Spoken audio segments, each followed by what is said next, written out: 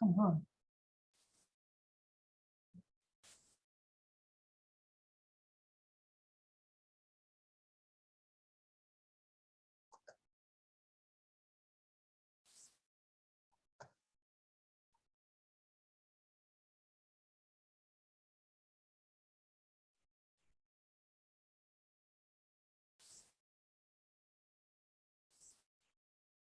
Hey everyone, I'm trying to admit people.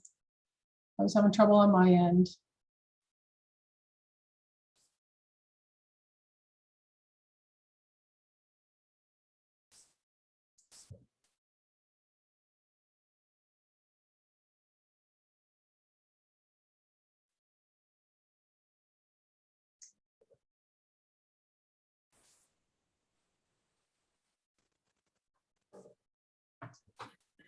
Hey everyone, I have everybody muted as I was having trouble, so everybody's flying into the meeting all at the same time. So once everybody gets here, we'll say hi's.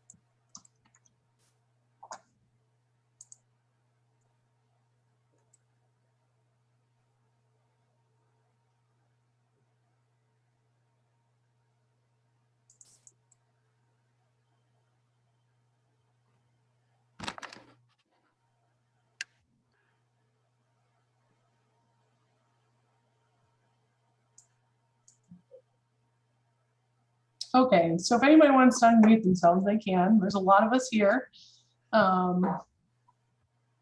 Looks like that's a good turnout, it's more than I expected. So thanks everybody for coming. Can you guys all hear me okay? Yeah. Okay.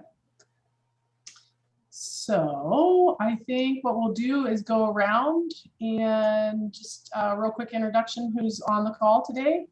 How about I call people out? We'll go that route. Okay, Bear, you want to go first? Hi, I'm Bear Slaughter. I'm the Vegetation Management Coordinator. That's hard to spit out for the city of Bandon. And we're just trying to work within the city and with a lot of help from Liza and a few other people. We're starting to make a dent here in the Gorse. Cool. Kate? Hi, everybody. Kate Iaquinto, U.S. Fish and Wildlife Service. I'm the refuge manager at Bandon Marsh National Wildlife Refuge. I also oversee Oregon Islands National Wildlife Refuge. Alice? Hi everyone, I'm Alice Yates. I'm the Stewardship Coordinator at the South Sioux National Estuarine Research Reserve in Charleston. Thank you. Caitlin? Hi, I'm Katie Woodruff. I'm the Jesuit conservationist for NLCS, Calhoun, Coos, and Coy counties. Mel? Hi there, Mel Dunn, Executive Director at the Coquille Watershed Association. All right, thanks. Carrie? Carrie Perosco, Oregon Department of Agriculture's Noxious Weed Program. Thank you. Norma? Hi, Norma Klein, OSU Extension Forester for Coos and Curry counties. Thank you. Liza? Liza Ailey, Windward Gardens, and Gal Friday. Right. And all things vegetation.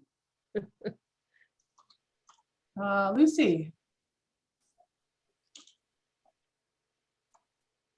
Allison, the Noxious Weeds Coordinator at Coos Watershed Association. For those who haven't heard, I am leaving my position, but I wanted someone from Coos Wa to be here, so I will pass this information along. Thank you. Ivy? You muted, Ivy.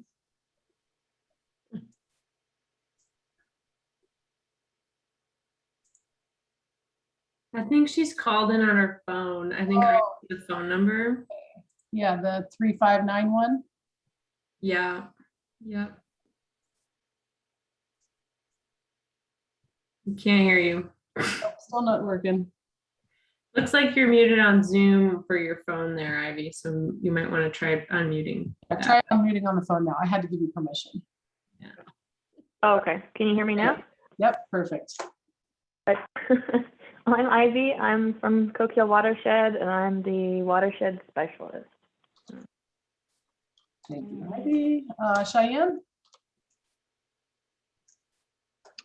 Hi, Enrico, soil conservationist for NRCS in Coos and Curry counties. Thank you. Richard? Richard Taylor, Code Compliance Officer, City of Bandon. All right, thank you. Marie?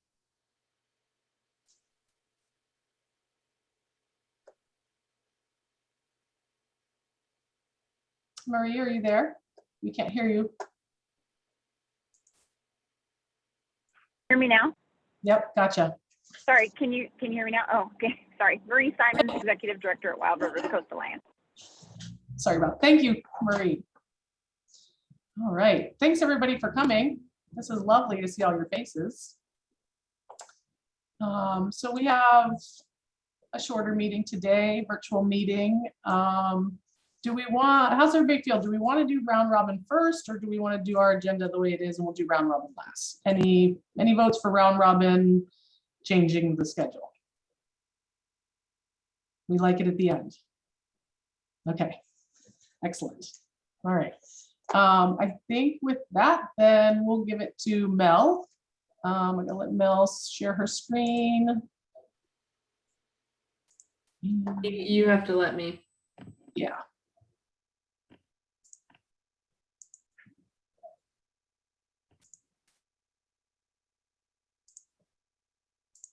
Okay. And while Erin's setting that up, to preface that before I share the draft of the form, this was circling back to the last meeting we had and Liza's lovely garden, where we talked about the idea of just having some simple shared metrics that every partner who's a member of the GAG can fill out this form every January about what you did Gorse related in the past year. Typically the GAG puts together, members of the GAG will put together an annual report. And so the idea is that if we're able to have this pretty simple, not too painful to fill out form for all of the partners, that will really streamline and provide some consistent information to then roll up into an annual report that just showcases some region-wide metrics and outcomes on Gorse. So it's not really, intended to give like tons of nitty-gritty project details or anything like that. An annual report may showcase some partner's project or something like that. This form is not intended to, get into those details. It's just intended to provide, some overarching summary information that, members of the GAG can then distribute this report, to potential funders or, other folks in their network, just to highlight the work of the broader partnership. So that's kind of the framing and intent of the metrics form. So we're trying to find that balance of getting some good information, and then, from folks, but also not having it be a super onerous or cumbersome form to fill out. So trying to find that balance. So eager to get feedback from folks today. So I'm going to share my screen now. Can everyone see this? Yep. Great. So here's just the form. It's just a simple Google form. So we would just send this link out to everyone. over the year. So we have Alexa who's helping to coordinate some GAG outreach. So we thought she, could be that person if there's any specific questions or information you want to send to her that, may not specifically percolate into this form. And you know what, there's probably some questions that, may not apply to every person or every group. So we've left it so, just you can respond to NA. So first, of course, we want to get a name and affiliation, and the intent would just be to have one person from each entity fill it out. First question would be on funding. Did you secure funding for Gorse beyond your normal maintenance budget? If grants were secured, how many grants and for how much? So this would just be a simple short form answer that folks could fill out.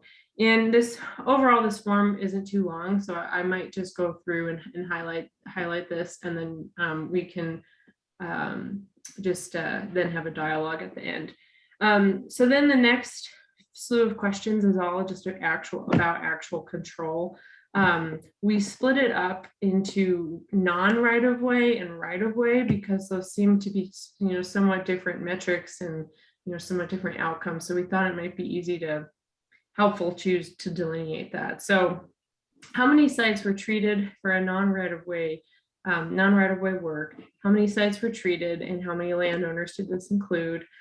Provide an estimate gross acreage, and then, city of Bandon, I think if you could report out, for landowners in a district plan, that would be a really helpful way to fit into this metric. Wanted to also capture, which Aaron's needing to with mapping, but wanted to also capture how much of this work is happening within outlier areas, EDRR type areas, versus how much is happening in a core infestation area.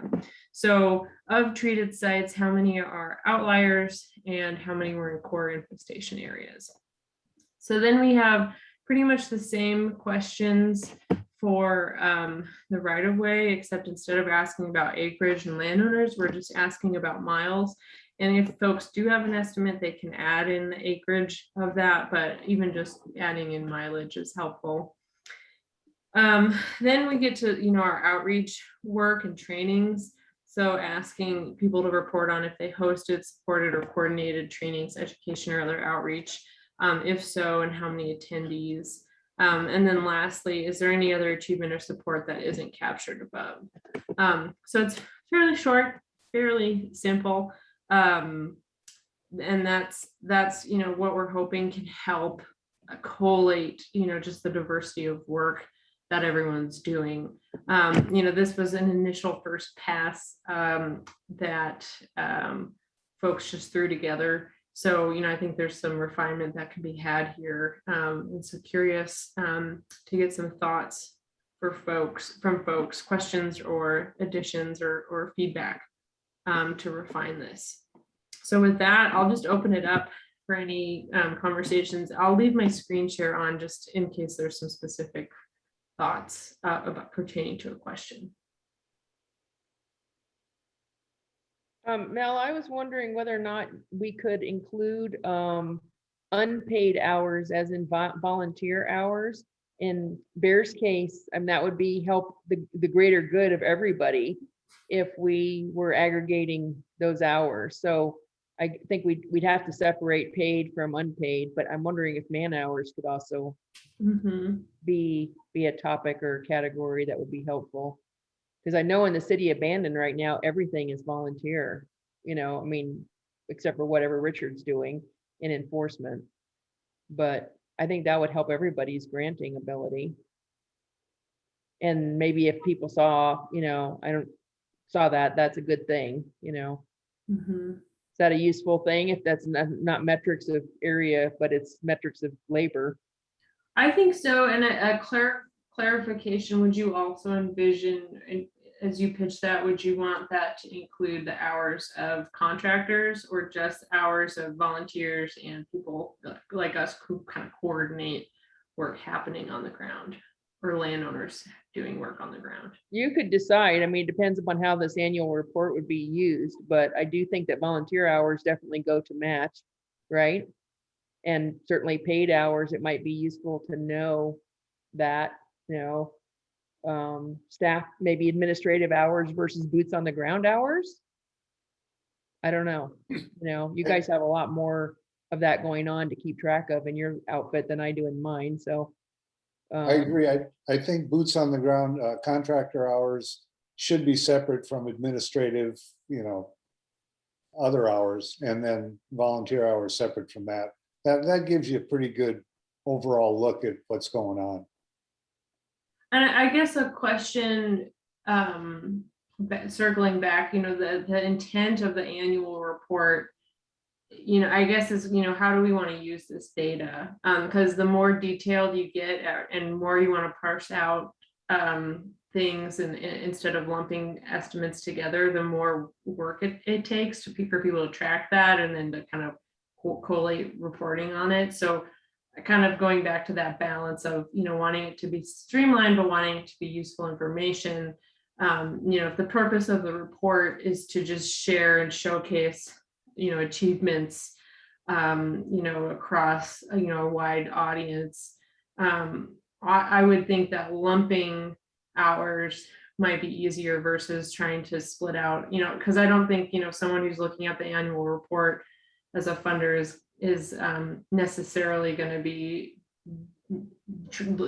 having a report on, that includes how many hours work total is useful, but splitting it up into admin versus boots on the ground, I don't know, I guess it's up to the group to decide if that delving into that level of detail is worth it for this report, or if we need that information for other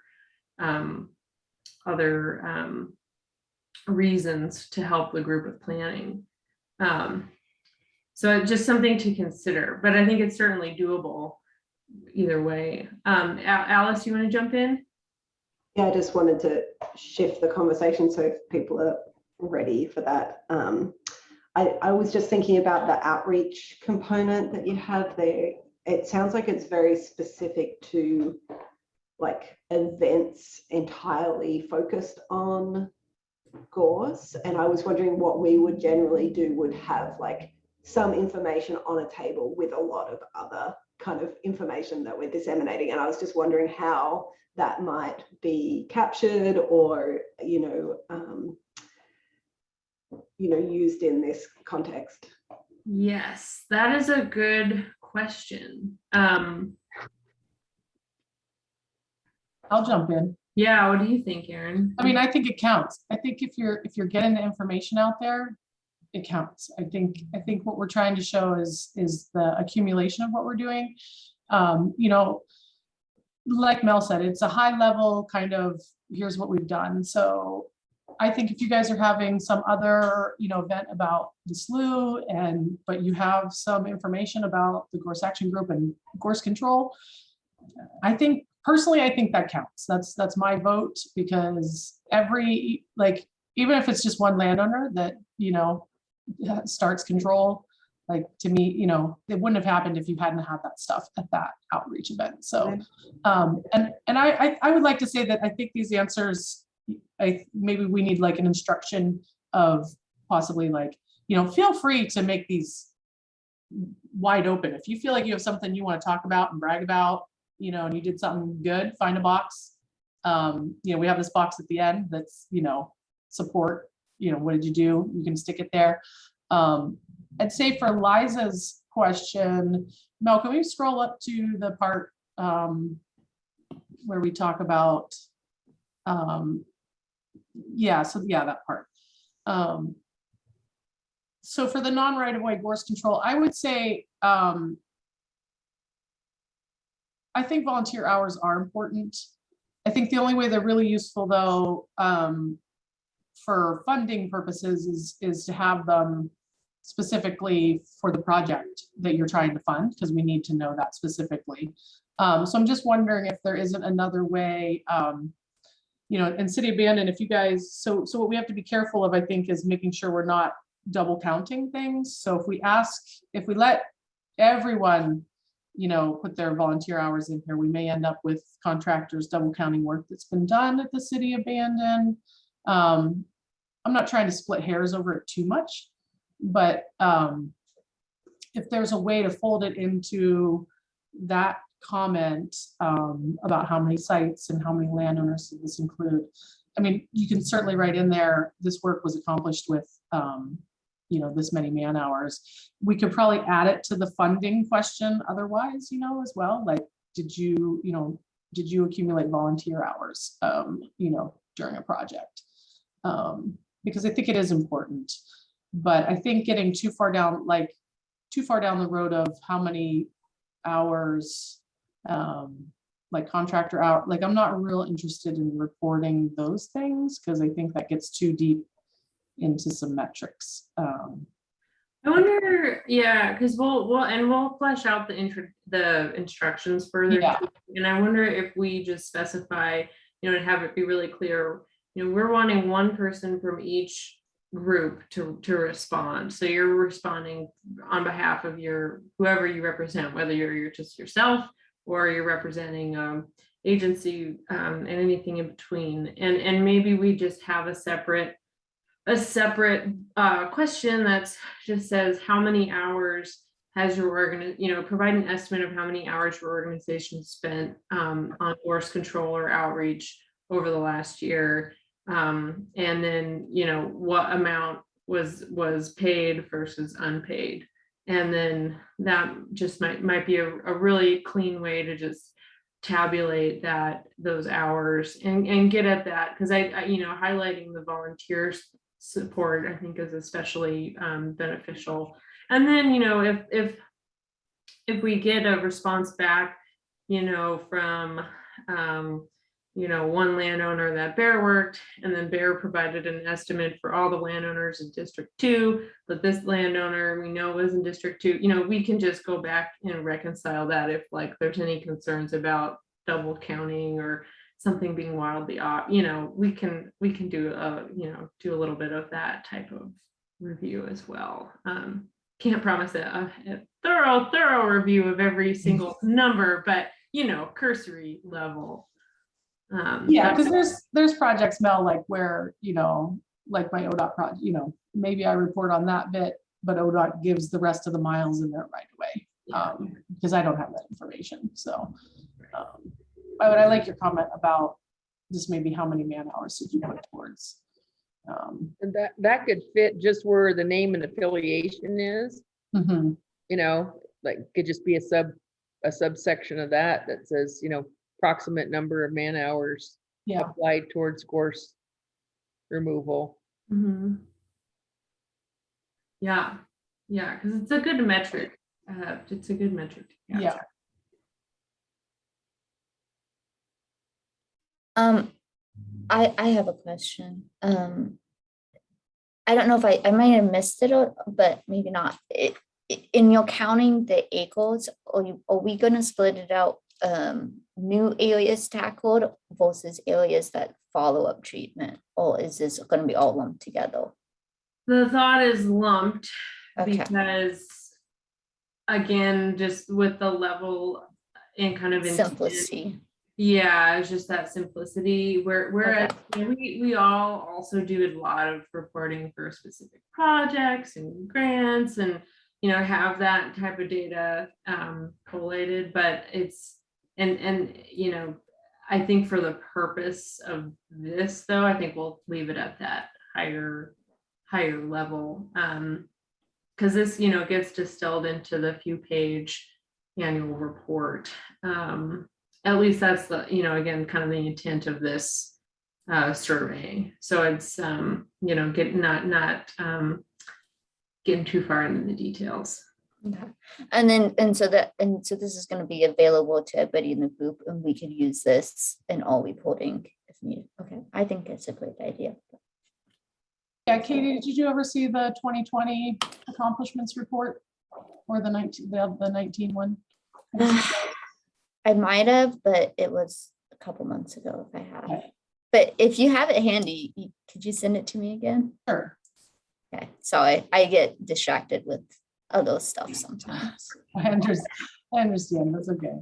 It should be on the website too, I think. Well, Okay. you know, it's funny because I went to look there and I don't think I've found a place a home for it. I Ah. don't think I've put it there. If I did, I've hid it from myself, and that's not where it should live. So We'll get there. we'll get it up there. Yeah, especially after this conversation. Thank you.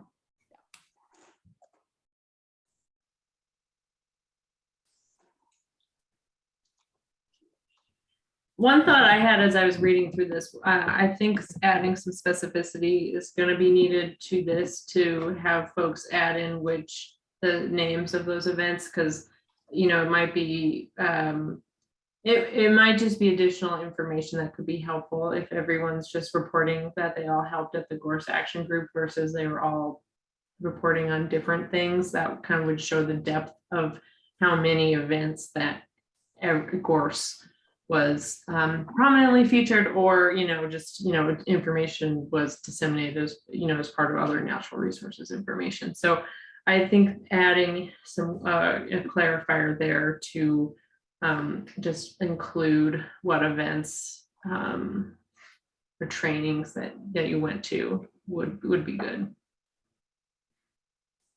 I agree, Mel.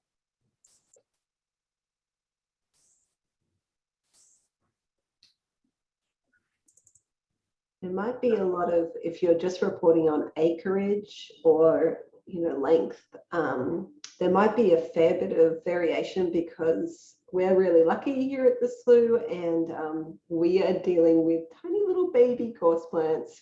And we don't have any large infestations of adult plants. And so our acreage managed is going to result in a small trash bag versus, 3 dump trucks in other places. I don't know if that's of concern or it needs to be captured or anything. I just wanted to let you know there's variation.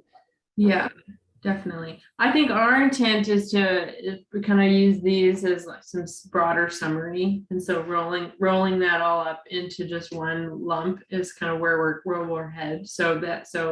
You may have gross acres, there may have been like 5 plants over a quarter of an acre, and so your gross acres would just be like a quarter of an acre, and that's great, and it's important because that's you can report that was all outlier. And then if we wanted to do a showcase, that South Slough could be a great example area of outlier treatments. So I think it's shining the light on bigger control projects and core infestation, but also highlighting just at the same time the critical importance of those smaller outlier projects too.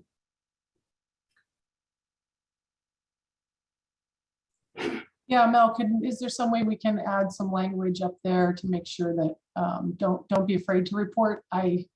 Small amounts. 5 outliers that can say 25 plants, because it is important. So maybe we can just embellish that question a little bit too. But yeah, if history serves you right, a quarter acre will be 4 acres in 4 years. All right. So we're happy for the quarter acres. Yeah, it is why we did gross, because like Mel was saying, like, we draw a box around it, right? Because there's gorse in there. And just because you only killed 1 this year, maybe you killed 4 last time, but that box is still, there's seeds in there. So, yeah. So that helps a little bit, but I know where you're coming from. It's never impressive, 1/10 of an acre or 1,000th of an acre.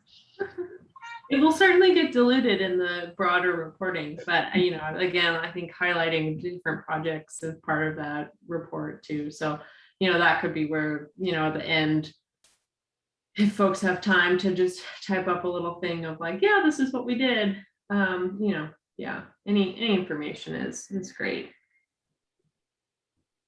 The other thing is, do you want to track on outreach materials developed or reports written that you might not be aware of? And so someone might have put together a 1-pager that would be really helpful to share with the group. And it might be good to say, hey, do you have any of this material that you want to share that's new? Mm-hmm.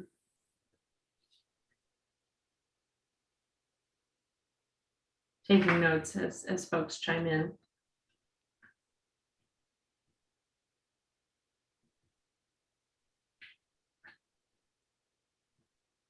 Well, and I know it's about 3:30, and so I don't have the agenda up in front of me, but in the interest of time, I know we have some more exciting mapping to share on Aaron's end. So with, if anyone has any other thoughts, feel free to send them over to me, and we'll get this rolling, and we'll be sending out a final version for 2021 reporting in January. And then, that will be a great first year to just kind of pilot out how it works and refine it. And, again, hopefully it should be a fairly, light amount of work for all the partners to report on, and then also really help folks who are helping to put the annual report together, help streamline that process too. So looking forward to it, and appreciate everyone's good questions and additions and feedback.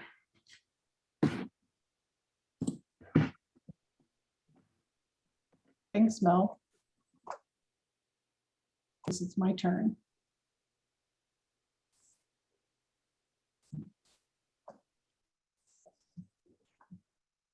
Okay, I just have to find it now. Oh boy.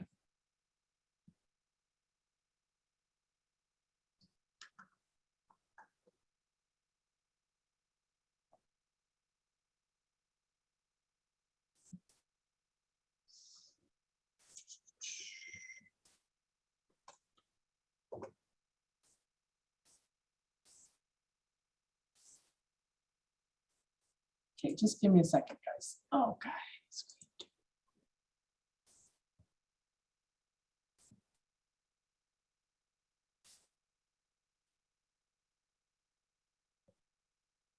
Okay, you guys see my map? No?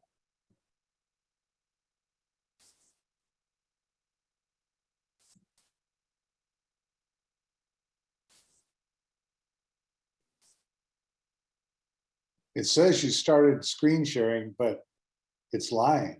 It is Yeah, lying, because we it's got a telling. black map, a black screen. Okay, because it's telling me I am. Let's try, let's just stop it all. Stop the sharing.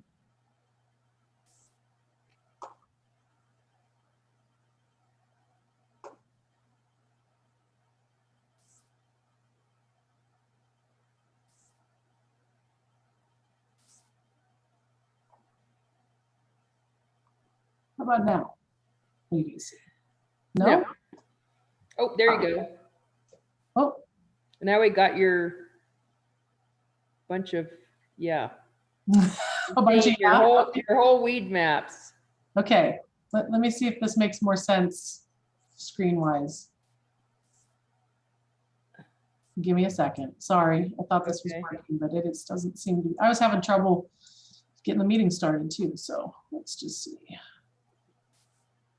You guys see maps now? Yep. Okay, cool. Okay.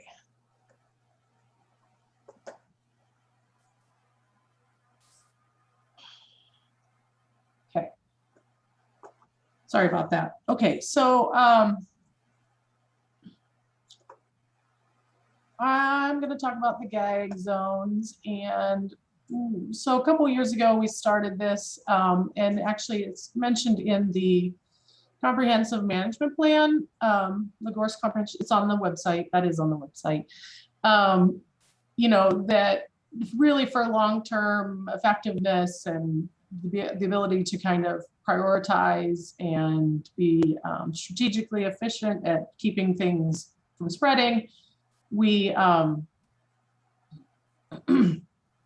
containment areas or some sort of management zones should be created. So that's referenced in the comprehensive plan. So we started this a couple years ago, kind of as a way to do that. And particularly for down here at Curry Watersheds, we kind of started treating things this way, and then we kind of formalized it. And so what I'd like to do is be able to keep this thing active and up to date and refine it a little bit. And I think what we'll see is it'll probably be bigger, and then we'll kind of shrink some things down over the years. But we've made many attempts over the years as the GAG to kind of really map or, somehow get around like where is and how much gorse there is. And we've had a lot of conversations and done a lot of different things. I think this is probably right now kind of the simplest way for us to kind of effectively communicate our strategies. This also goes back to the gorse strategy infographic that Samara Group put together for us. It's also on the website and kind of talks about these zones and how important things are. So that's kind of the preface of this. What I'd like to do is, once we kind of all feel comfortable with it, also possibly put it on the GAG website itself as a way to, kind of showcase, where work's happening and then who works in those areas. So I'm going to give you guys a quick overview real quick of the different types of containment areas that we've drawn up, and then we'll look at the attribute table and what kind of information we keep in the background. And then once we kind of go through that, we'll talk about some areas where the information is questionable at best, and where, if you have information, you can help me refine this and make sure everybody's kind of included. So I thought what we would do is maybe kind of start right here in the middle. And what I want to do is show you guys, let me turn off the watershed boundaries here, it's a little bit much.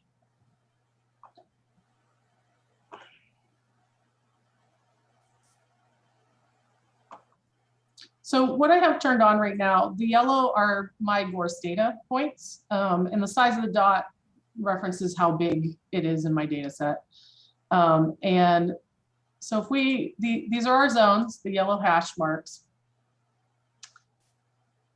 And what you can see is, so this one's called Langlois Flores Creek. We have, so we gave kind of names for them. And the zone is EDRR containment. Down here, this one is called Sixes Port Orford, and it's a core containment. So basically what we did is, oh, give me a second.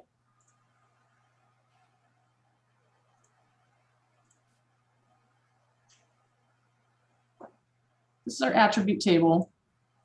So we mapped all these areas, they have names, and then we really only have a couple real containment areas.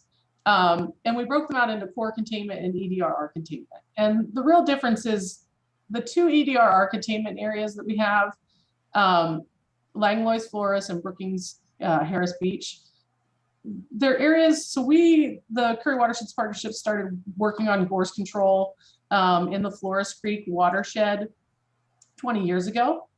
And we've had a lot of success there. So I'll just show you, this is the Flores Creek, sorry, this is New River, which Flores Creek watershed is down here in this area. Here we go. So all these points, there's not a lot of contiguous gorse in there, but there's a lot of small gorse spots and patches across the landscape. And like I said, we've been working for 20 years, so we just get a lot of small pop-up spots. And so really in this area, it's not contiguous gorse. So it's really, we really focus EDRR in this area a lot because there's kind of a pretty big gap between, this is kind of the Bandon one and these two other core containments. So these are the two core containment ones, the Bandon, we call it Greater Bandon core containment, and the Elk Sixes Port Orford one. So there's kind of, so we're capturing the strategy there. The Greater Bandon one extends north of the river up into here. And then Coos Bay, I don't have any containment zones, but here's some data points that I got from Kokiowa and BLM on some of their points. You can see most of them are on, but there's a power line corridor here. So we don't really have like a containment up here. These are outliers. So everything else outside of there, we consider outliers. Definitely a high priority to get on those. But there may be some areas where there are some big patches out there that I'm not aware of or we don't have mapped yet. So that's what we're trying to capture here. And then we have, if you remember the attribute table, we have the zone, and so we have all these control zones.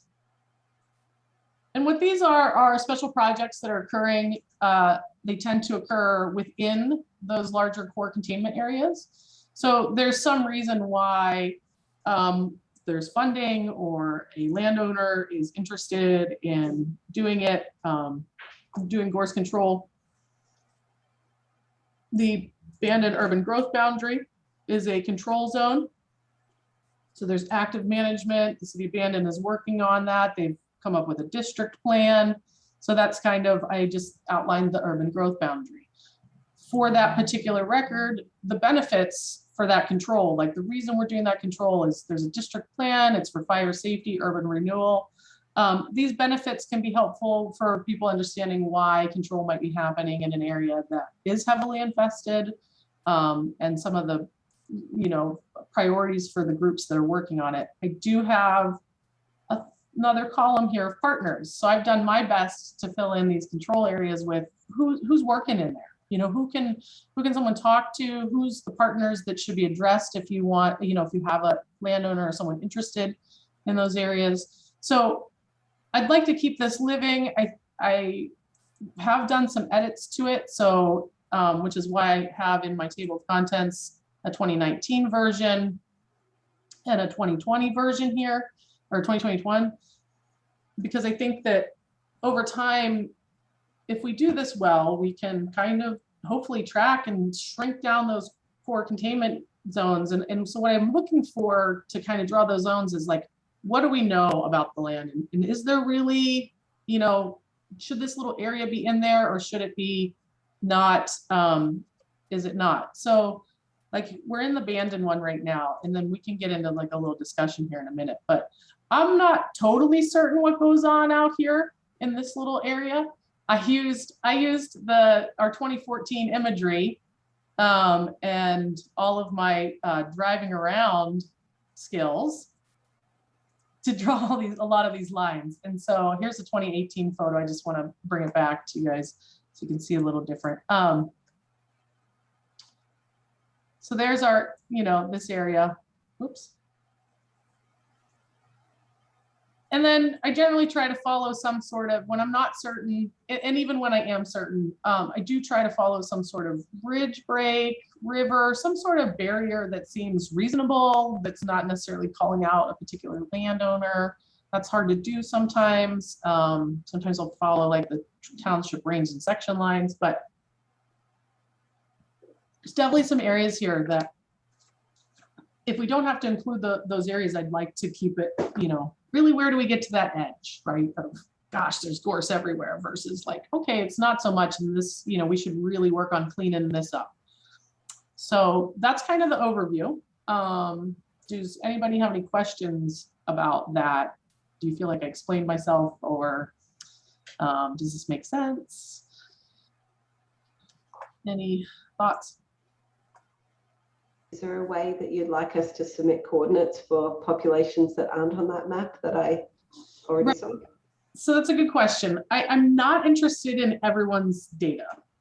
So I assume that everyone is submitting their data somewhere. If you're not, I would recommend you at a minimum submit it to Weedmapper, because that's ODA's page for noxious weed inventory. I don't want to be the inventory. So it can be helpful, I think, knowing extent, but I think that, and I apologize, my camera's on my other screen right now. I keep looking over to the side. I'm looking at Alice on my screen. But yeah, what we're looking for is, it's really about these lines and where that boundary of like, I don't work, like you may not, like, so we have these areas, that it's pretty thick in there. I don't have data points for all of it. So I got a big box because it's too much to really map in any real way. So does that answer that? Okay.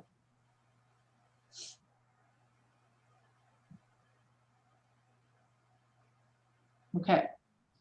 So how about we look at a couple areas where we're not certain? Does that sound good?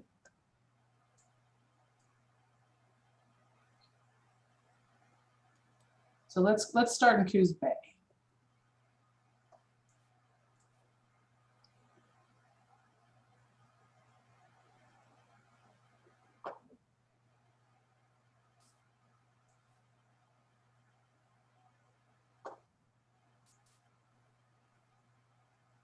And I'm going to put the 2014 gag photo back up because it does have yellow and that can be helpful.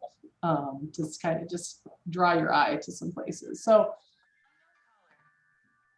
does anyone know about a whole bunch of gorse in Coos Bay that is not really represented? Like, do we feel like we have a containment area that we need to have in Coos Bay, where in North Bend? Is there an area? Obviously there's some out here on the spit. We got some stuff out here in the spit, some action here, you know, but as far as I know, there's not a whole, we haven't found any, right? We haven't found some jack patch hiding in the woods. Okay. That's where I was just thinking there in South Slough, there's 2 spots that we're keeping an eye on gorse. Okay. It's, I don't know how to describe it. It's called Indian Point, further north from your hand down south on this. Yeah. In this area? Yeah. Okay. There's some in there. Okay, let me zoom in for you. We can do this. We can do this. Whoops. Yeah. That's where there's a lot of baby. And then I think there's some in people's property, on people's, you know, private land along Crown Point Road as well. So just to the left of the screen, that large forested area to the left. Yeah, right there. Right in here. Yeah, all in there. There's a lot of access roads where we're containing baby plants, and there was an effort for adult plants when we acquired that land. That's been pretty successful.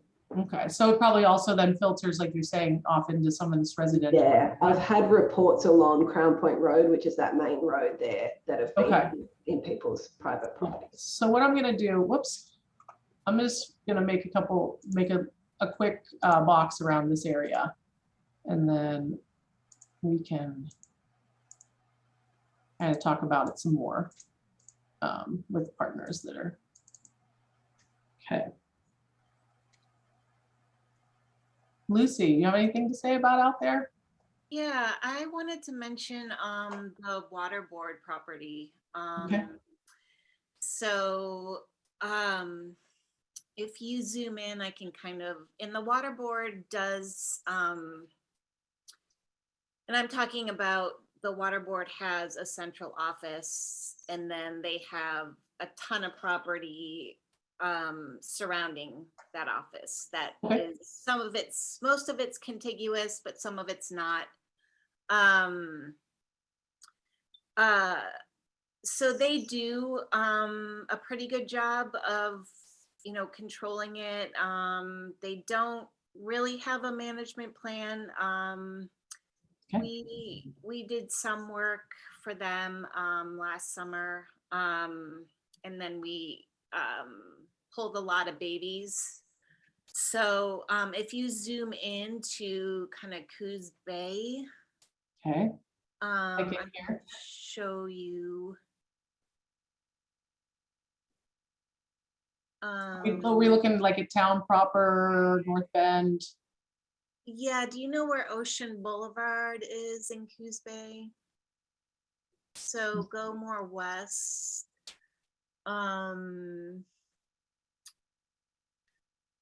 Let's see. I think it's this, it's the green patch. In here? Nope, west. Yeah, all in there. Okay.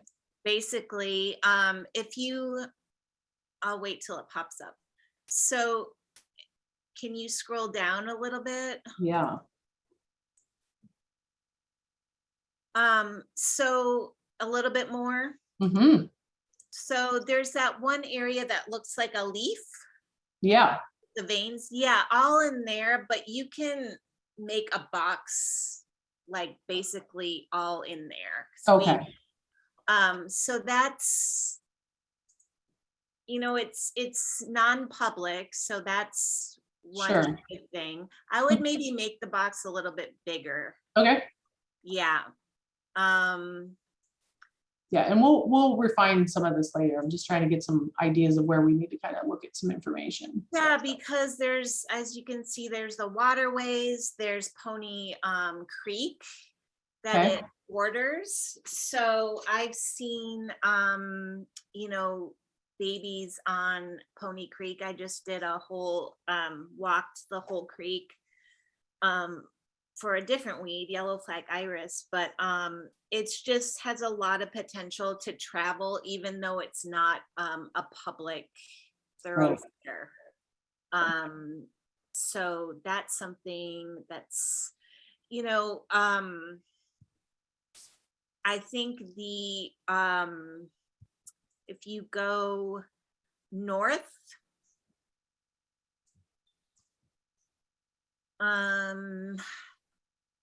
more so.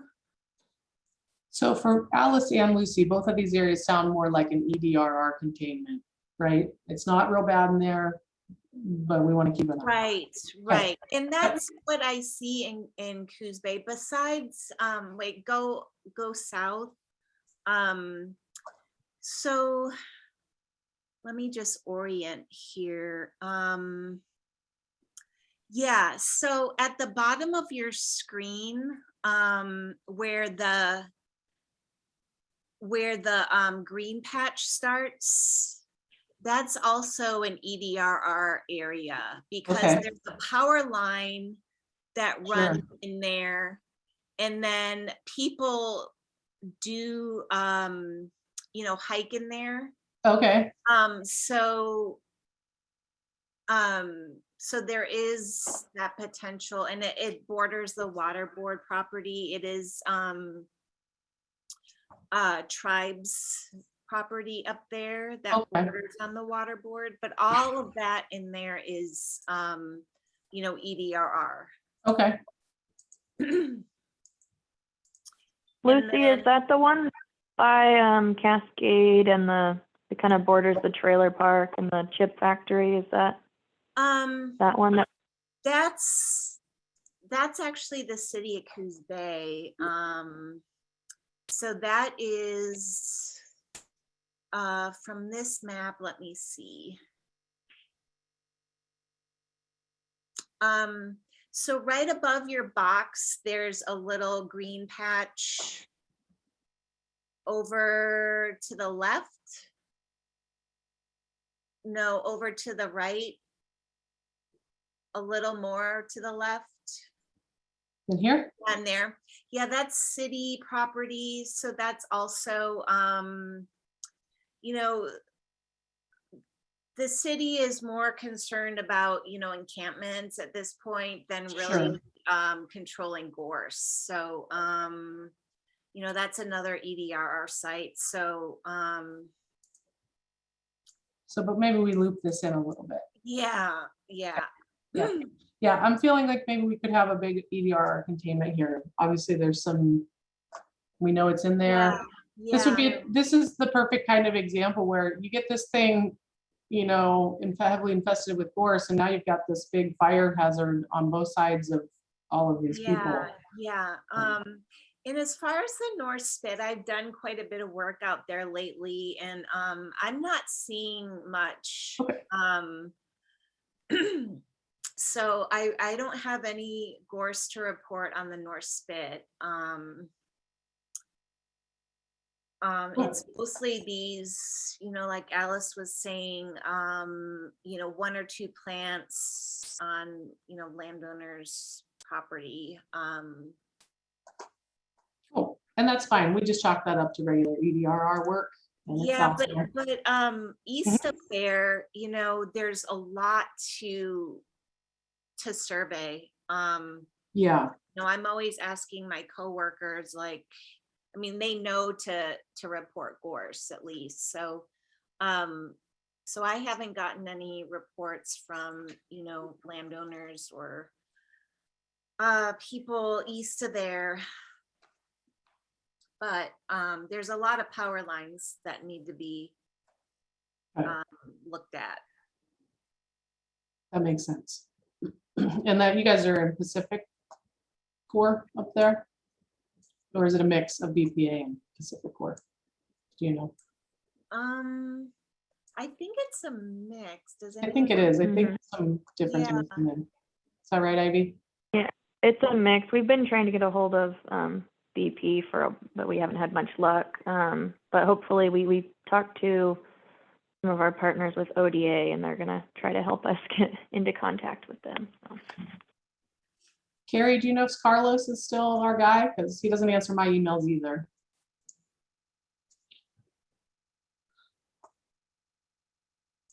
Okay, so we're gonna move away from Coos Bay. Sounds like we kind of have a good idea of where our unknowns are up there. I have a quick question. Yeah. It's mainly for Lucy. This is kind of an unknown question. Have folks walked around the transfer site, the Coos Bay transfer site much? Because I feel like if there's anything skulking around, it's probably there. Are you talking about Beaver Hill? No, the one actually in Coos Bay behind the old Arby's. And then there's lots of there's a slough there. Gosh, I can't even remember the name of the slough. Yeah, let me look at the map here. The Coalbank Slough. Yeah, Coalbank Slough. I think one of our contractors did some work there a couple of years ago. But I haven't checked there lately. That's a good idea. Yeah, so I'm trying to pinpoint the transfer site on this. Yeah, I think it's right there. And so there's that large area that's vacant to the right there. And then of course, all along the waterway. Mm-hmm.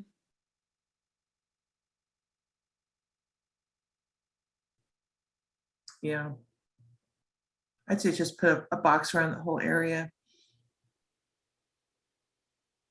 As a potential. I mean, I don't have any idea.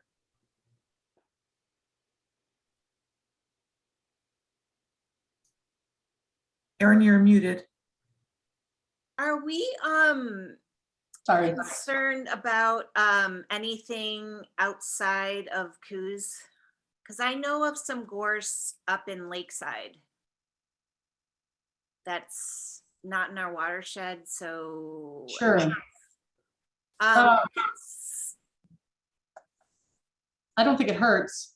yeah, because that's it's on the Devore arm of those lakes up there. I think it's the southernmost one. So I can't pinpoint it exactly on this map, but I think that there's a lot of gorse up there, and capacity wise, it's just not really looked at. So I think it'd be good to know just that that's on the map to document that, northern spread. Yeah. I would put a box around Lakeside there. Is that Lakeside? Yeah, that's the town, and then these are the, some of these. Well, I would go even the properties on the lake, on those lakes. Okay. Oh, so like the whole lakes, just drop Yeah. the box. Okay. Yeah. Yeah. So I guess is that still Coos County? Or are we into Douglas County? I think that's Coos. That's the that is the, what's that watershed called? 10 Mile Lakes? 10 No. Mile Lakes, thank you. Is it okay? Yeah, that's in Coos County still. Okay, do we know if anyone, if besides Coos County, is there anybody that would be doing gorge control up there besides? I yeah. reached out to Mike Maderm of 10 Mile Lakes watershed, and he basically just does not have the capacity to do that type of work at this point. Okay. So, and I just didn't have that kind of capacity in one of my grants to work up there, but he would be happy to have any help. Yeah. Um, Okay. It's technically outside of your watershed. Certainly. it is. Yeah. It is. Okay. But he would not have any problem with someone coming in and, you know, tackling gorse in that watershed. Yeah. Okay. Well, maybe we need to talk to him a little bit. Yeah. See what's up. Okay. All right. Well, that's noted. And I'm just taking notes about these ones we talk about for right now. So it's 4 o'clock. Does anybody have to leave? I have the meeting open till 4:30, so we could talk a little, we'll keep going. But if anybody has anything, needs to go or needs to, you know, wants to say something, we can jump in here. Okay, Bandon. So when I drew this one, I included all the way up through here. And because I see a lot of yellow. Oops, turned off the wrong thing.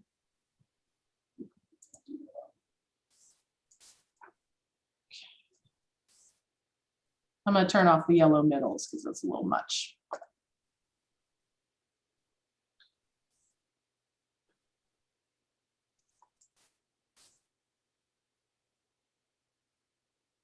So this is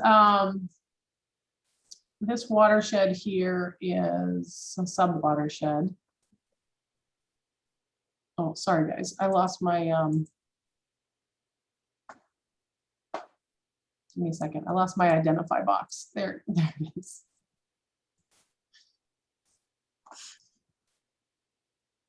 Okay.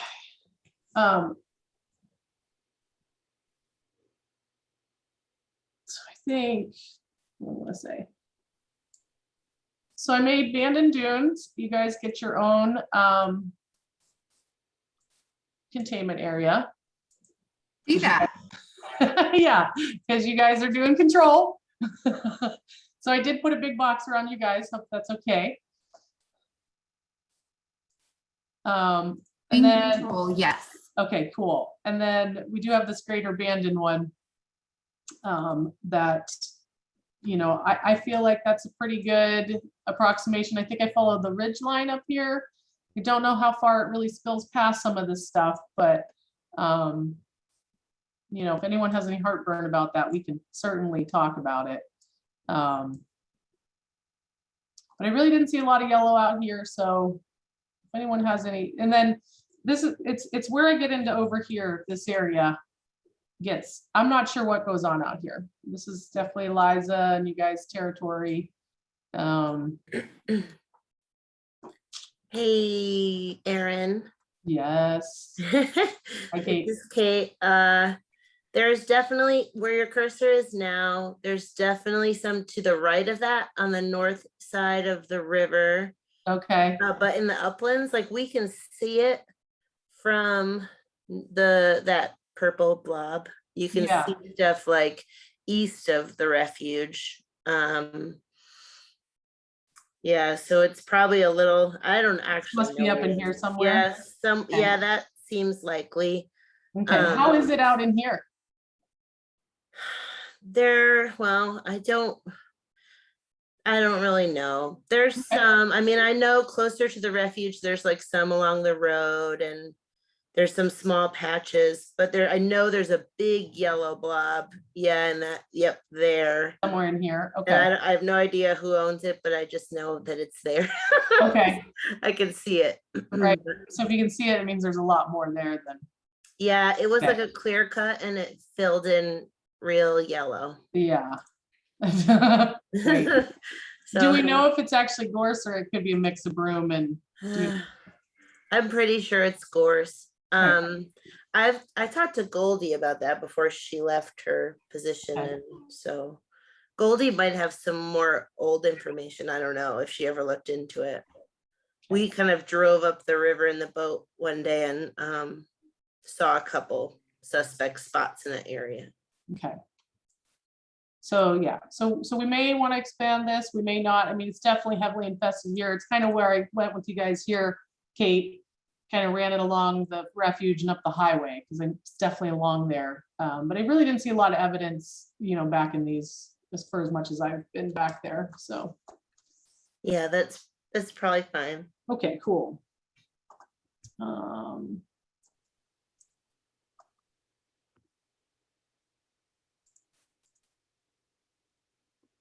And then you've got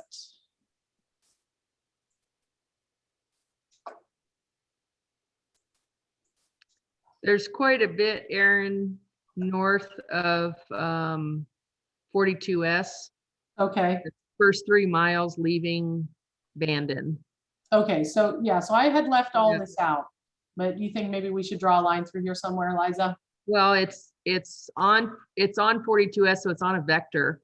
Okay, And it's partially controlled by the family that has a subdivision there, but it's definitely from Morrison Road or Prosper Junction Road back to, I would say, Ohio, all along 42S. okay, so this is Prosper Junction Road, right? Yeah, but Prosper Junction comes back in to 42S right there. Yep. Yeah, So from that point going back to town okay, on the north side of the road, it's on both sides of the road, but it's definitely on the north side okay, in there over to the bogs. yeah, okay. So would That you area. say, it's fairly well spread out through this whole area then?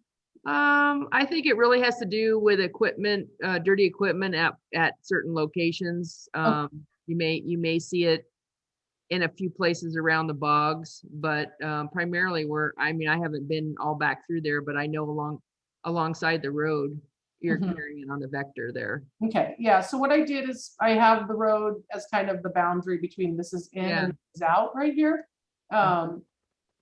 I'd be happy sometime we could sit and maybe look at this with parcels and maybe look a little closer to see if we Yeah, want. that whole area that is on that map isn't bogs. It's all looks like it's forested. That's being developed into a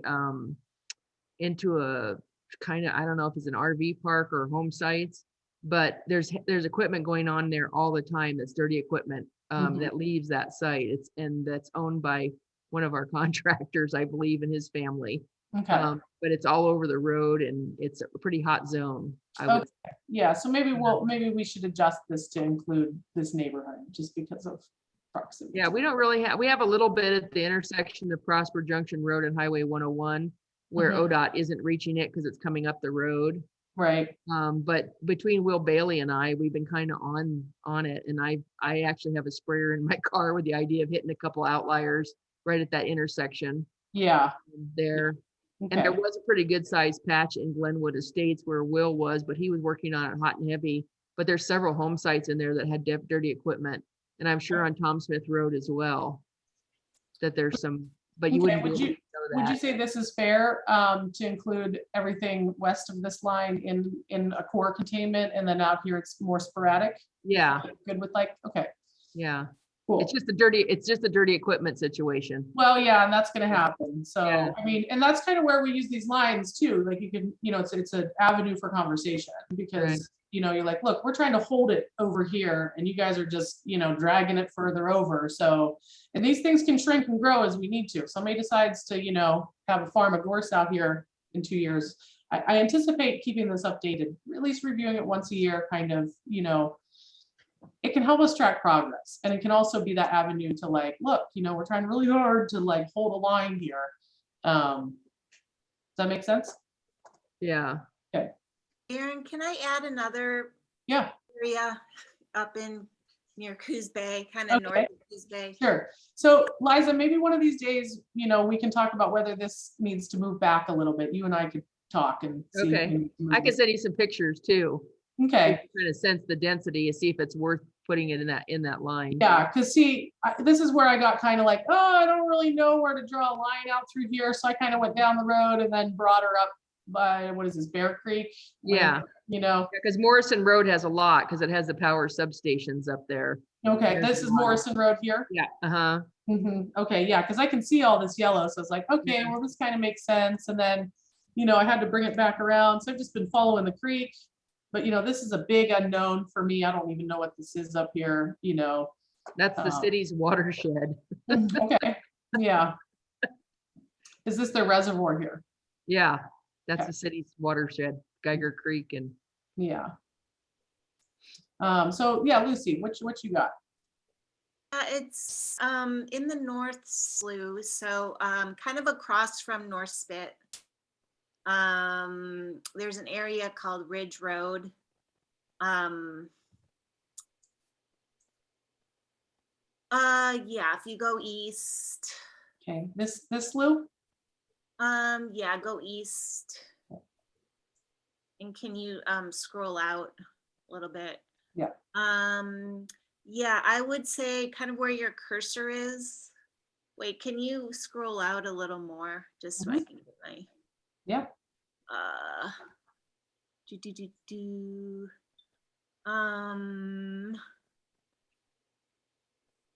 Trans-Pacific Wood.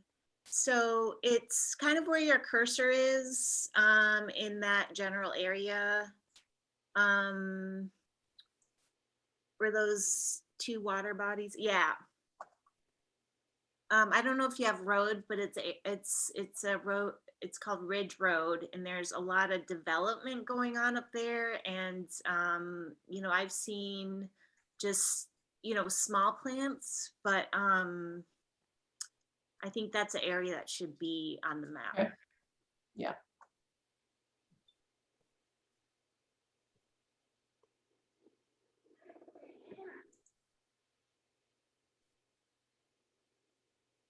My online reference maps are not drawing very quickly, so we're gonna just skip that road part. And but I'll put a big one here and I'll make a note to find Ridge Road.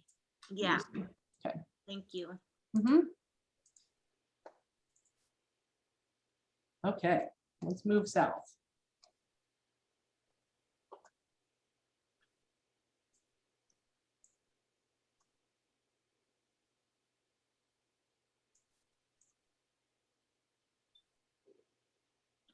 Oh, I used this map for a different project, so I got a leftover label here.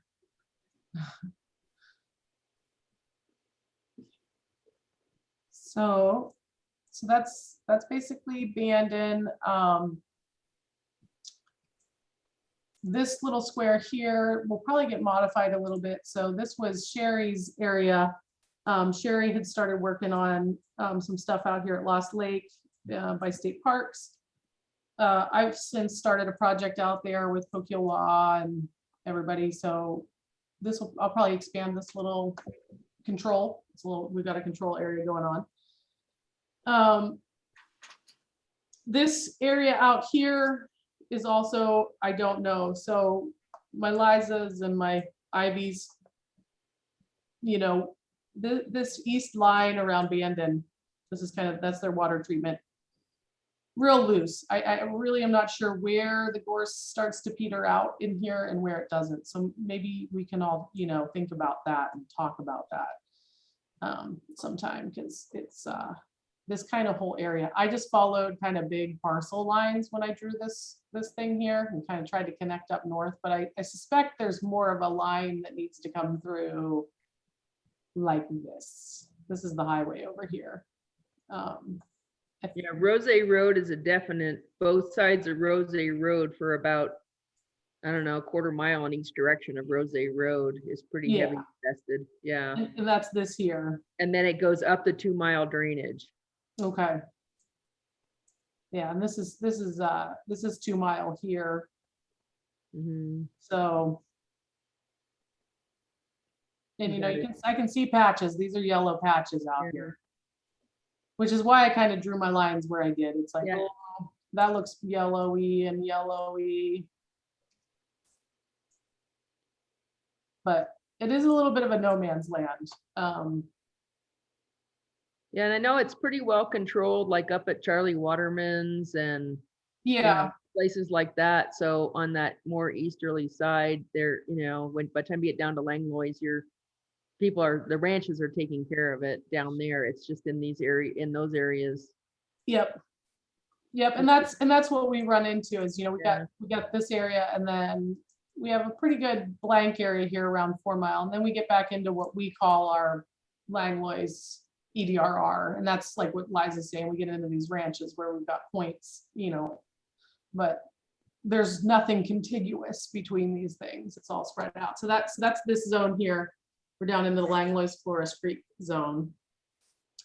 And pretty much as we go south, I have a pretty good handle on that. It's my territory. So I feel like those are all pretty good.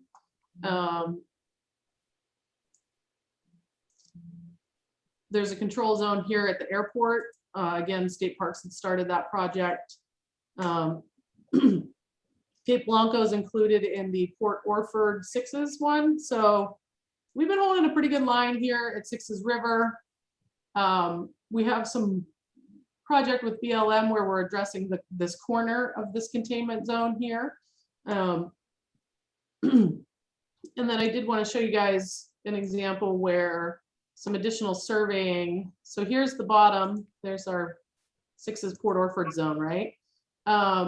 When we first drew these lines, we weren't real sure how far upstream the gorse really went. So this was our original containment line, this big orange thing that we drew. Matt Swanson and I have worked this year. They did quite a bit of surveying with some grant funds. They have looking all over the place up here to really see where that starts to peter out. Where's a good place to call that line? So we actually moved it back pretty far, which is good. But it just goes to show, that more information helps, because we thought there was quite a bit around in here, but it's really, we kind of moved it back down. And these colors are the blue is State Parks, the orange is BLM, and then the green is all Forest Service. So originally that thing came all the way out here, but what we're seeing is, we have a couple little clusters, but they tend to be, plants here and there. So we did tighten up the Port Orford containment area. And then from there's a big gap, which is good. I know we have some points, but they're really random and not a lot, although we keep finding more. The last containment area is Brookings. And again, it's a bit of a large outlier situation, but so here's our containment area for Brookings. It's EDRR containment, but we also have a control zone down here at Harris Beach, which is where we're working with some private landowners in the park, doing that work down here. We have a control here at Rainbow Rock, which was the repelling work we did with, and then the other State Parks control area. So that's kind of the map. Those are our zones. How's everybody feel? Does anybody feel like this is like not a good approach? Do we like this? How would we feel about it going on the website? I think it absolutely would help people understand how it spreads by outlier and how far reaching it really is, because a lot of people think of it on the bluff at the beach and don't really grasp how it's infiltrated into the forest zone, and on the roadways and things like that. I think it's really useful to help show that. I'd like to have some copies or links to the map to use in some of my classes that I'm teaching this winter, actually, to try and show those guys what an impact it makes when they go places and drop this stuff off, because it didn't just get there by birdies, I don't think, so it'd be great to be able to show them the whole how big an area we're trying to tackle and how it doesn't help to be part of the problem. You can be part of the solution. Yeah, I think the mapping is great. And there's a tool that we use with SOD that folks find very powerful. It's a kind of animation, a time lapse animation of spread. And, I don't know exactly how we can do that, but if you want to think more about that with me, I can see if I can help folks do it, some sort of animated display. Yeah, I think if we can get these like to where we feel comfortable about the boundaries, I think over time we can show time lapse. That's what I hope for. We just don't have enough information like you guys do where there was none. And then, it's been very intensely mapped. We started out with like,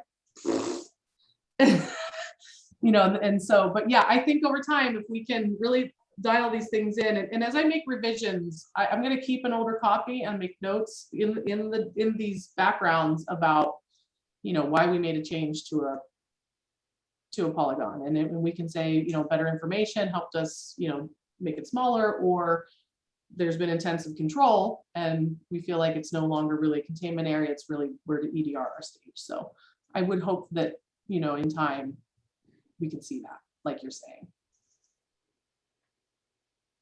Cool. I think this data set will also be really useful when we're looking at putting a map together for the NRCS course strategy. Yes, I was thinking the same, Cheyenne. Yeah, I've learned a lot with you showing this, and I think it will be helpful, and just having the idea of having the general vested areas and being able to show that we're trying to shrink that will be very helpful to try to get funding for the CIS. Great. Great. We have quite a few sites out, Fairview, Lone Pine, kind of towards Sitcom also. Is where most of ours are. And then some really small, far outliers up 12 Mile and Slide Creek, almost towards Douglas County. Okay. Yeah, Ivy, you and I should get together and share and talk. Okay. So we have 10 more minutes. I figure we should just do a round robin, and anyone so we're done with the map unless anyone else has anything left at the end we didn't get to share. And then I just want to open it up to anyone else who has anything else to share for the greater good. They need help, they want to give an update. I'm going to take volunteers first. How's that sound? Instead of forcing everybody to go around the room. And I'll start. Robin Harkins from Coquille Tribe. She was going to try to make it today. She couldn't, but she did want me to relay to the group, and I'll stop my screen share. She did want me to relay to everyone that she has a new position. She's the Natural Resources Director for the tribe, so she's not going anywhere.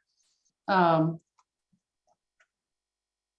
she's still going to participate in Gorse, but she does have a new job title with a few more responsibilities. So, but she's going to still hang in there with us. So that's good. Good for her. Who's next? Anyone have anything they want to share? Yeah, I talked to the Pacific View today, and they have a new person there. The person I was dealing with is gone. And apparently they only have one bid. And I don't know who it is, but they're gouging, I think, $125,000 to do those hills around the Pacific View. I think it's a little high, but basically she said they don't have the money. And they're looking for any help they can get to take care of it. But so I'm a little worried about that one. And there's a couple more in areas, District 1, that are still dragging their feet, but they're slowly moving around, coming around. And District 2 has started off pretty well. We're getting some people calling, going, okay, what do we do and stuff. So it's just sent the letters out, a month ago, and already have a lot of responses, both no Gorse and what do we do. So things are looking up. I'm a little worried about the Pacific View though. But so if anybody has any ideas, let me know. Well, I think, Bear, in that case, and I think this should be the case with anybody, that if they can get a start with what monies they do have, that would be great, you know, like if they would just phase it in and start, you know, and then start working towards their, you know. These sections at a time, yeah. Yeah, so I mean, if they've got 50,000, they need to do $50,000 worth of work and apply for 50 more thousand in their agency. Also, the city abandon is trying to get together a grant program. It's going to start very small, but I think they're going to try to get a $25,000 to $30,000 budget item that will be some matching money.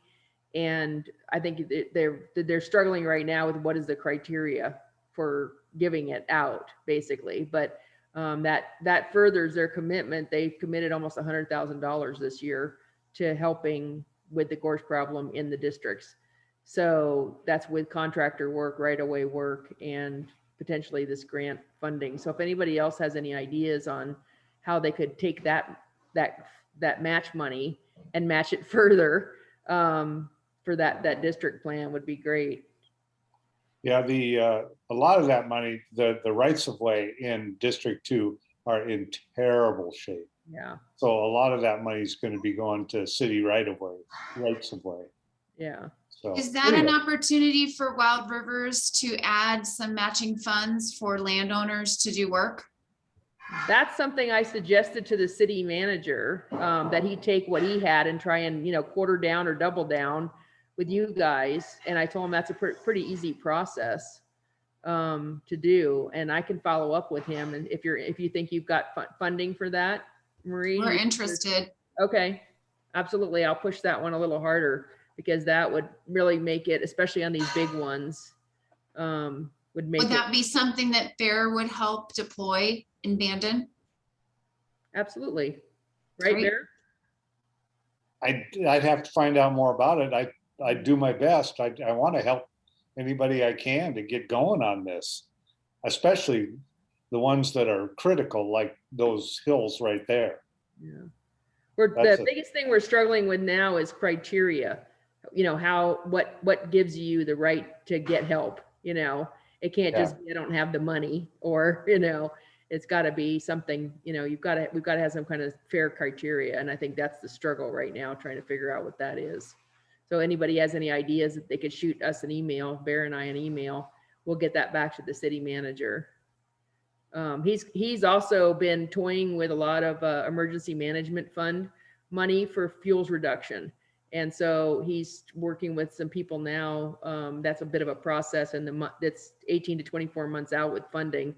But he and I had a group meeting with them, and they were like, you've got criteria all over the place for what you could fit, basically. And they're really helpful. Like if you write what you want to do, they'll plug in which grant you need to be in. So that was kind of nice. A good conversation with those guys. He's a busy guy though. Getting all that together is a lot. You know, he's also trying to work on a fire management plan for Coos County, which is sorely out of date. So fuels reduction is where the money is though, for the municipalities, for wildland urban fire. That's clear. Yeah, that was gonna be my comment, Liza. And I think there's gonna be a lot more money. So it's really about having someone there at the city able to pull that together. I think the money's gonna be there.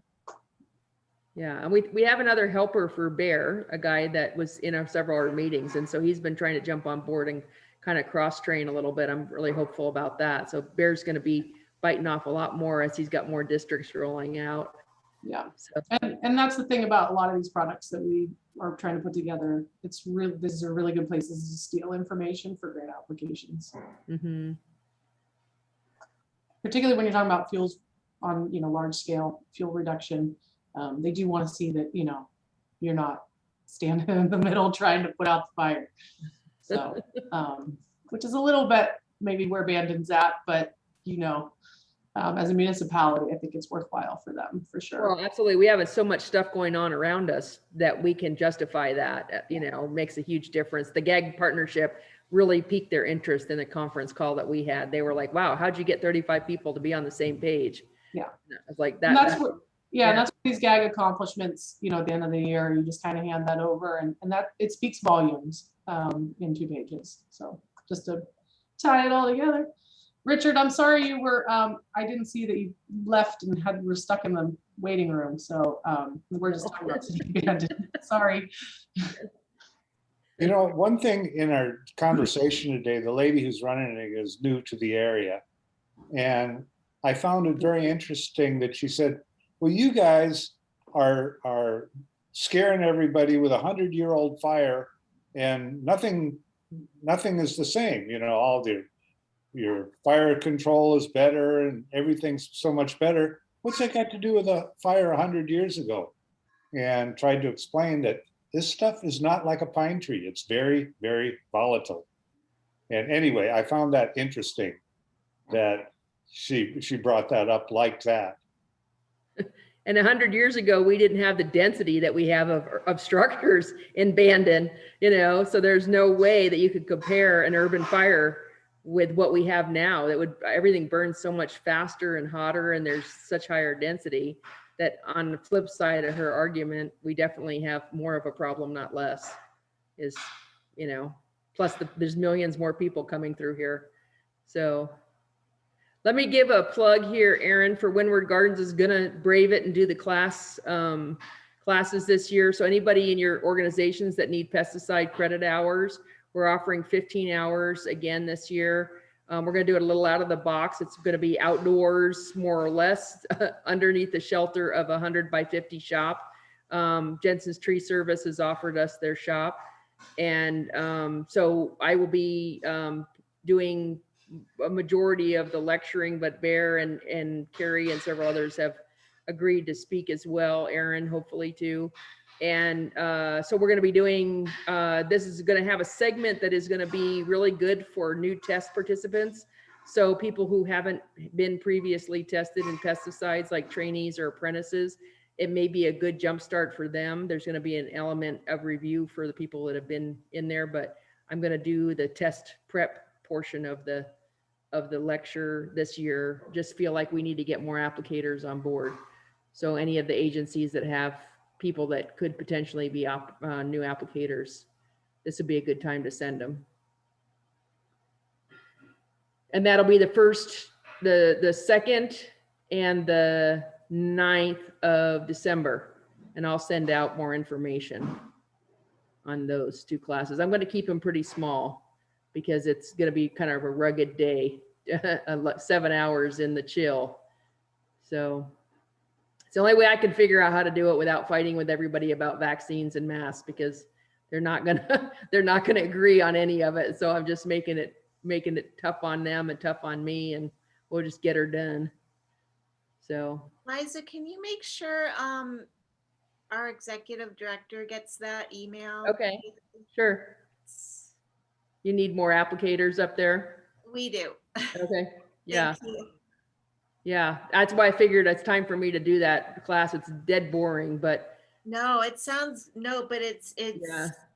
And if the way that we've done it really successfully before is literally shoot them right up to SWAC, to the testing center, while it's still in their brain, and literally send them like the next day after they've done the test prep, and they've all passed with, you know, the fail rate is very high.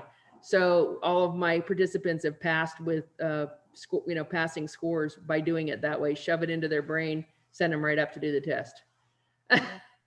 So it'll be laws and safety review basically, and that'll get them their basics. Then they'll still have to get a category if they're an applicator, but the apprentices and trainees will be good to go. Yeah, that sounds great. Thanks. Uh-huh.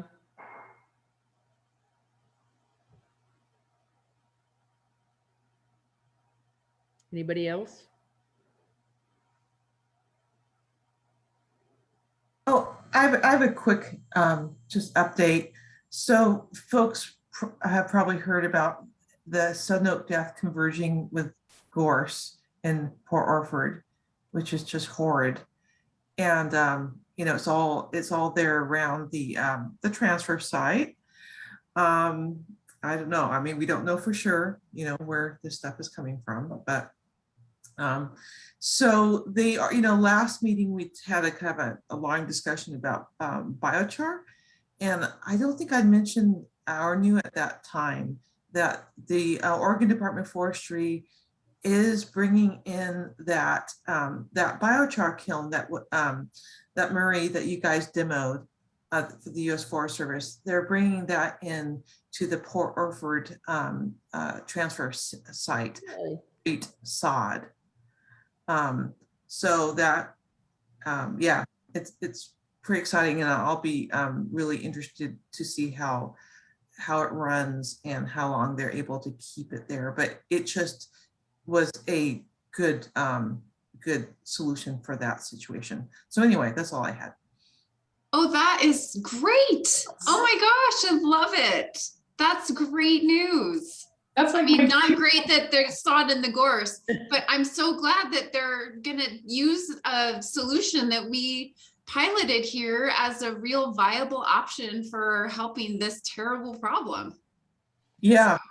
That's cool. Yeah, and I don't think they're going to be putting gorse through it. Unfortunately, I think they're just focusing on that tan oak, infested tan oak material.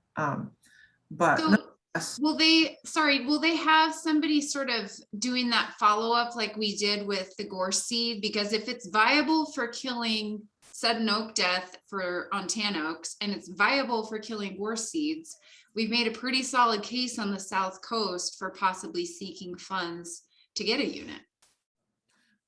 Yes, and I'm glad you brought that up, because I'll recheck that, because Sarah Navarro, she's the U.S. Forest Service pathologist who's really been, pushing getting that unit in there, and she was talking about doing some samples, sending sample material to the Labulbus lab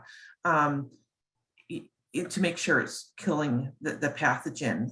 And it seems like it's very likely, because actually it's a fairly low heat that will, relatively low heat that will kill sun oak death. So yeah, cool stuff. I love this.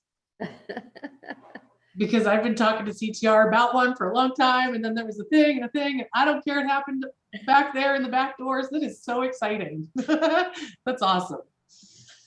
Well, I think we're getting the second generation of success now with the momentum that we're seeing in the city and everything. We've gotten over that first big hurdle, and now we're starting to see some of the payback of all of our crazy explorations. I'd like to get one of those remote units down here for District 3. I think that would be awesome if we could get one of those things to live here for about 3 months and just be a contractor during the District 3 rollout next winter. I think Norma, that would be awesome. Do you know anything about the schedule? I mean, if we have other sites that could utilize it for gorse while it's here, could we parlay it into a longer trip? I will ask Sarah on that. Okay. They're borrowing it from California, but that's all I know. So yeah, I could definitely ask her. Great. I'm just going to say I'm excited one more time. Erin just loves her dump. Oh, I just love that it, yeah, and Dunes demoed it, and I was like, hey, CTR, you guys need one, and then they're like, well, we have this other green waste person, and then Sarah's such a rock star, she's like, no, this is what you need. I'm sure that's not how the conversation went, but I love it. Nice fantasy though, Erin. Yeah, it kind of was. Yeah, and Sarah is a rock star. Yeah, totally. And so that's awesome. It just hits from so many angles that it's undeniable. Love it. Love it. Okay, anyone else? Richard, did you want to talk for a sec? Because you were left out for a minute. Yeah, not really. Okay. I think I'll be. Okay. Anybody else? We got people dropping off, so. Thanks, everybody. Keep up the great work. This is awesome. Yeah, perfect. All right. I'll make sure I get the gag accomplishments up on the website. Okay, bye everyone. Bye. Bye.